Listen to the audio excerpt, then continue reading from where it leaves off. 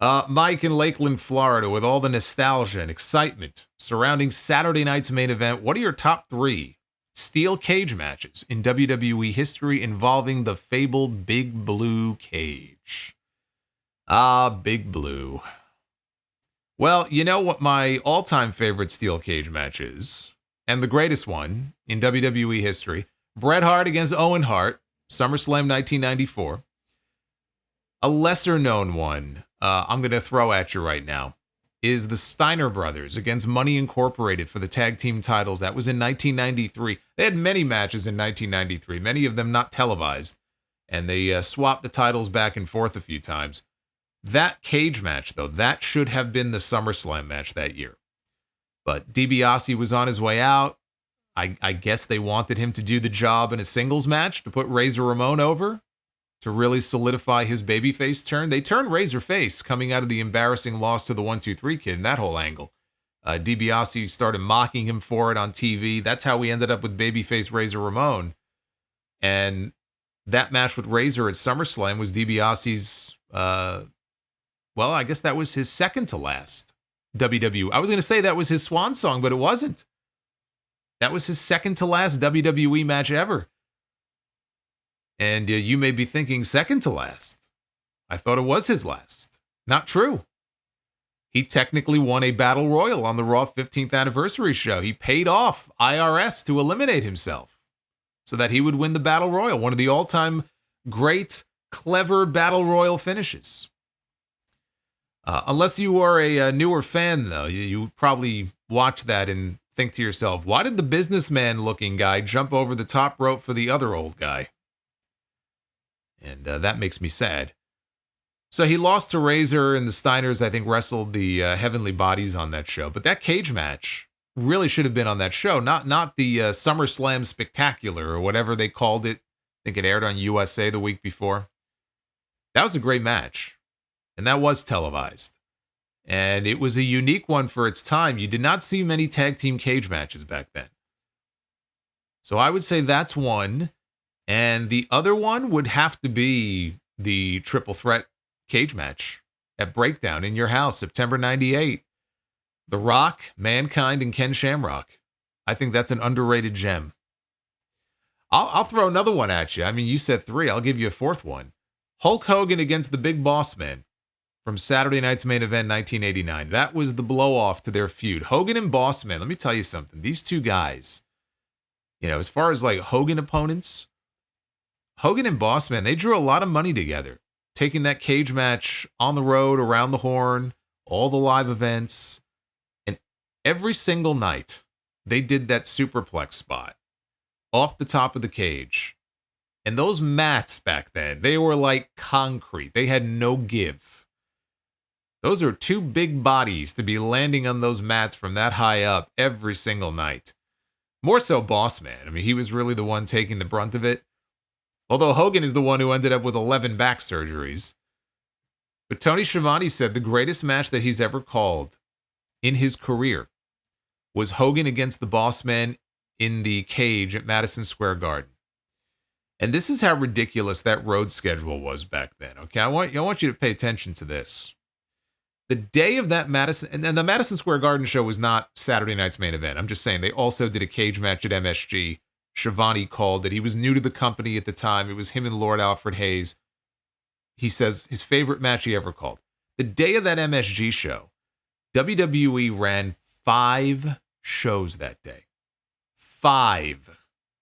They ran 3 matinee shows and then 2 shows at night. So they had crews all over the place. Like when Hogan and Boss Man were working MSG that afternoon, Randy Savage was working the Ultimate Warrior in the main event somewhere else. Jake the Snake and Andre the Giant, they were headlining somewhere else. And then that night, Savage and Warrior, they worked each other again. Poor Randy Savage. And Hogan and Boss Man, they ran the cage match back again later that same night. This time they went to the Boston Garden.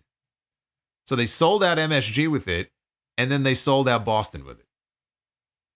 So Boss Man took that superplex bump, and he bled a gusher in that Madison Square Garden match.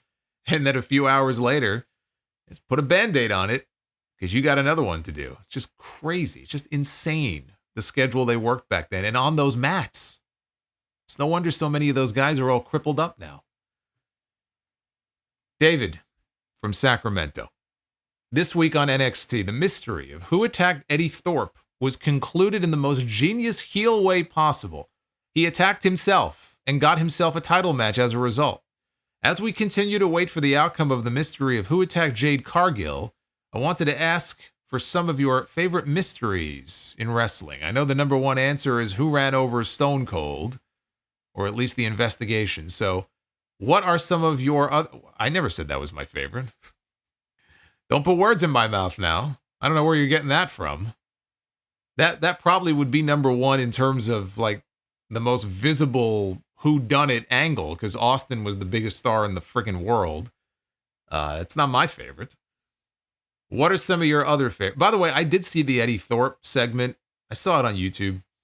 And it is quite genius that he was able to avoid, lasting 25 minutes in the Iron Survivor Challenge to get a shot at the world champion.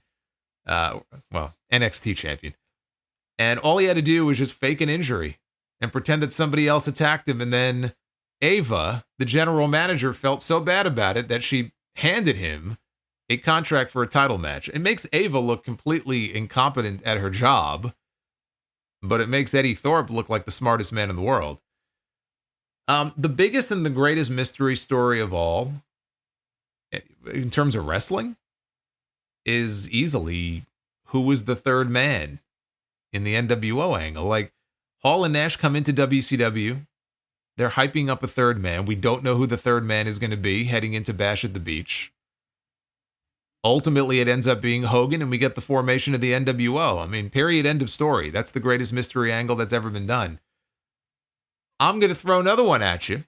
The reveal of Vampiro as Pentagon Jr.'s master in Lucha Underground. I don't remember if it was season 1 or season 2. It might have been the end of season 1.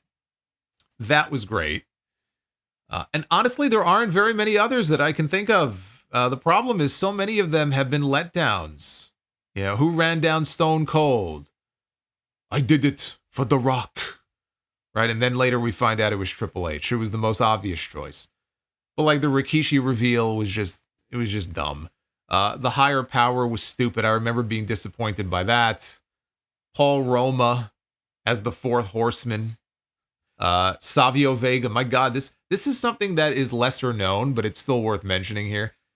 Savio Vega being the mystery replacement for Shawn fucking Michaels in that 8-man tag team match at No Way Out in 98, the month before WrestleMania. Michaels had a bad back. He couldn't go.